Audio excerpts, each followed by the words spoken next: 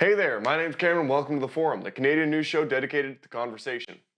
I'm sorry about the infrequent posts. I haven't really had the time to get to the show, but I have managed to get this together. It's only the one story, but it is very important about the Transmountain pipeline. So we've been following the story for a while. The Transmountain pipeline, for those of you that don't know, is a pipeline that spans from north of Edmonton to Burnaby, BC. And it was previously owned by Kinder Morgan, who wanted to expand the pipeline to allow it to ship 3 times more oil through the Salish Sea in British Columbia. So back in 2016, the project was approved by the federal government to expand the pipeline.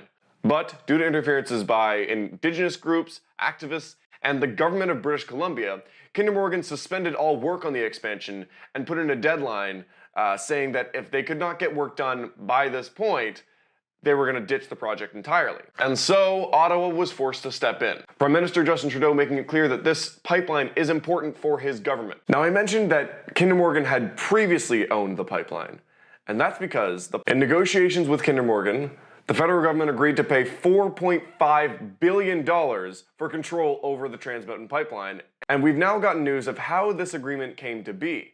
It all started May 9th, 8th.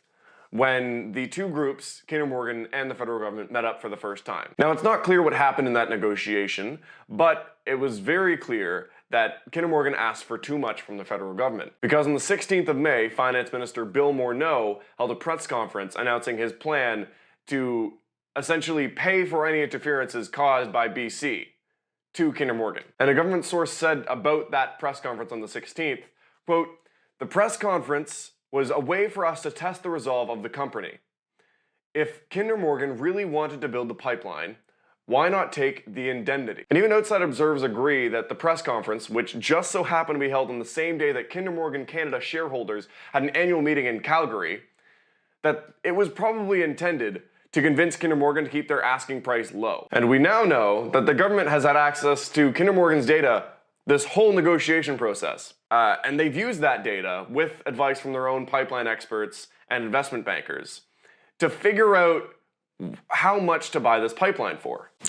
Apparently, it worked out several scenarios with various combinations of potential prices, with construction costs and different rates of return. And this is the best price. And while Ottawa's vulnerability in the negotiations are made clear, I mean, Trudeau's political capability rides on the fact that this expansion gets completed. Government sources also say that Kinder Morgan had its own vulnerabilities in the negotiations. They say that Kinder Morgan was actually anxious to sell and eager to get a return on their $1 billion they've made in investment. And the government was desperate to build. So neither side had the ability to dictate terms during these negotiations. So now that the government has paid the $4.5 billion for this pipeline, there's a twofold problem here. The first problem that Canada has is convincing us as Canadians that this purchase was a wise move. And the second is proving to the business/corporate community that the Transmountain pipeline's fate doesn't mean that Canada is fundamentally hostile to large-scale infrastructure projects. But now that Canada owns the pipeline,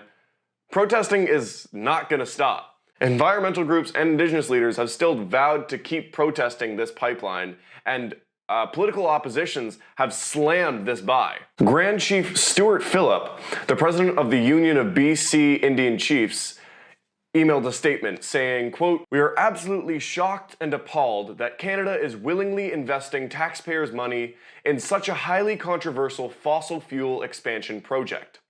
We will not stand down no matter who buys this ill-fated and exorbitantly priced pipeline." And the Conservative leader Andrew Scheer said that the decision leaves taxpayers on the hook for Trudeau's, quote, "failure to manage the energy file." Quote from Andrew Scheer, "Kinder Morgan wasn't asking for the money. They were asking for certainty and a pathway to get the project built. The Prime Minister is forcing Canadian taxpayers to pay for his failure." That's not to say that everyone hated the move. There were voices of support. The Canadian Chamber of Commerce was also supportive of the move, arguing in a statement that the expansion will allow oil companies in Alberta to sell Alberta bitumen for higher prices and that this will bring greater economic benefit for the rest of the country.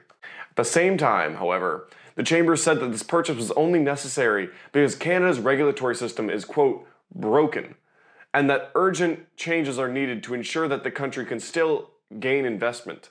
Now, I want to start by making clear that I am not a fan of the government's purchase of this pipeline. I think that the government having to purchase this pipeline from Kinder Morgan shows weakness in the face of other multinational corporations.